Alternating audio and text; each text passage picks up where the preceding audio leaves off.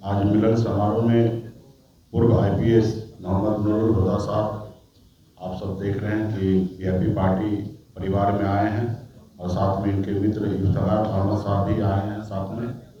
और मुझे खुशी प्राप्त हो रहा है कि हमारे मोहम्मद नूरुल हुदा साहब अच्छे पद पर आईपीएस कंप्लीट करके सर्विसेज दे रहे थे डीआईजी के पद पर। उन्होंने 2 महीना पहले हमसे मुलाकात की और इन्होंने अपना इच्छा जाहिर की कि हम समाज में कुछ बदलाव करना चाहते हैं, मैं आपसे जुड़ना चाहता हूं। और मैंने उस समय ही नूरुल हुदा साहब को हमने स्वीकृति दिया कि आप आइए, आपको वेलकम हम लोग करते हैं। और निश्चित तौर पे जो आपका विचार है गरीब, पिछड़ा, दलित सभी समाज को लोगों को आगे लेके जाने का, ये एक बड़ा प्लेटफॉर्म होगा। देखिए हम भी सुने हैं, भारतीय जनता पार्टी पहले से ही परसेप्शन बनाते हैं, वो पहले से ही वो अपने आप को कमज़ोर समझते हैं। उनको पता है कि मेरे नैया पार नहीं लगने वाला है 2020-25 में। ये नैया को अगर कोई पार लगा सकता तो शरफ मल्ला ही पार लगा सकते। तो इसलिए वो लोग हमारी इंतजार कर रहा है। मैं वहाँ पे जाने वाला नहीं हूँ। और दूसरा उनका एक और परसेप्शन है कि अपने गठबंधन के सहयोगी को सीट नहीं देना, खास करके चिराग पासवान जी को, मांझी जी को, उपेंद्र जी को, ताकि उनको ये हमेशा बताते रहेंगे कि सहनी जी हमारे साथ आ रहे हैं, इसलिए थोड़ा कम सीट में आप एडजस्टमेंट कर लीजिए। तो मैं चिराग पासवान जी को भी मैं कहना चाहूँगा आपके माध्यम से कि आप मजबूती से अड़े रहिए। आपका पार्टी का कम से कम एनडीए गठबंधन में 50 सीट मिलना चाहिए। और आपको अगर कहे कि मुकेश सहनी आ रहे हैं तो इस बात पे विश्वास नहीं कीजिए। क्लियर है कि वीआईपी पार्टी खास करके एनडीए में तो दूर दूर तक नहीं जाने वाले, महागठबंधन में है और अपनी हम लोग सरकार बनाएंगे। और मांझी जी से भी आग्रह करते हैं, उपेंद्र जी को कह रहे हैं कि मांझी जी अभी 35-40 सीट मांग किए हैं, तो 35-40 सीट तो मैं मानता हूं कि ज़्यादा है, लेकिन कम से कम 20 से 25 सीट उनको मिलना चाहिए। उसी तरीके से उपेंद्र जी को भी मिलना चाहिए।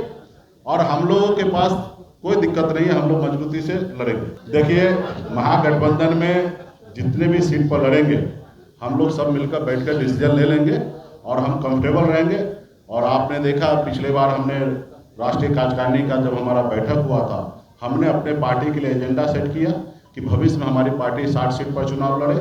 उसी तरीके से भारतीय जनता पार्टी का भी एजेंडा होता है, जो बिहार में आके जेपी नड्डा साहब ने कहा कि देश की जितनी भी क्षेत्रीय पार्टी है उसको हम खत्म करेंगे। तो सब अपने अपने पार्टी के लिए एक रोड मैप बनाते हैं, तो उसी तरीके से हमने बनाया है। और वो भी उस सीट में 2-4 सीट कम हो या ज़्यादा हो, उससे कोई फर्क नहीं पड़ेगा। हम मजबूती से महागठबंधन लड़ाई लड़ेंगे, गरीब, पिछड़ा, दलित सभी समाज के हर वर्ग के लिए लड़ाई लड़ेंगे। और आपको तो आपने देखा कि मेरी लड़ाई जो है दिल्ली के सरकार से आरक्षण की लड़ाई है, जिसके लिए मैंने सब चीज़ को त्याग दिया। मंत्रिमंडल हमारे छीन लिए गए, हमारे विधायक ले लिया गया, और फिर अभी कुछ किस मुँह से वो लोग हमको बुला रहे हैं, हमको उन पर तरस आ रहा है कि इतना सब चीज़ करने के बाद भी वो अभी भी मेरे इंतजार कर रहा है। तो ये कहीं ना कहीं उनको दर्शाता है कि राज्य में वो लोग कमज़ोर हैं।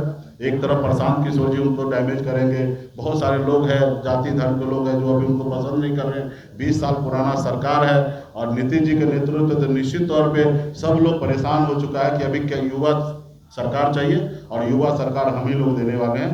तो इसलिए मजबूती से महागठबंधन में हम लोग सरकार बनाएंगे। कल की जो बैठक होगी वो इम्पोर्टेंट होगी आपके भविष्य के बारे में भी, क्योंकि मुख्यमंत्री का चेहरा हमारे भविष्य के लिए छोड़ दीजिए, डिप्टी सीएम का भी चेहरा तय होगा। हम लोगों के लिए अपने भविष्य का चिंता नहीं है। अगर भविष्य का चिंता होता तो भारतीय जनता पार्टी का बात मान के हो सकता मैं सीएम का चेहरा होता, लेकिन हम अपने भविष्य का चिंता नहीं करते। हम अपने विधायक को तोड़वा लिए, पार्टी तोड़वा लिए, हम मंत्रिमंडल से बाहर निकल गए। हमारी फिक्र जो है सिर्फ बिहार का हर युवा, हर किसान, हर मजदूर का फिक्र है कि अपने राज्य को छोड़कर दूसरे राज्य में उसको जाना ना पड़े, अपने राज्य में काम करे, यही हमारी फिक्र है।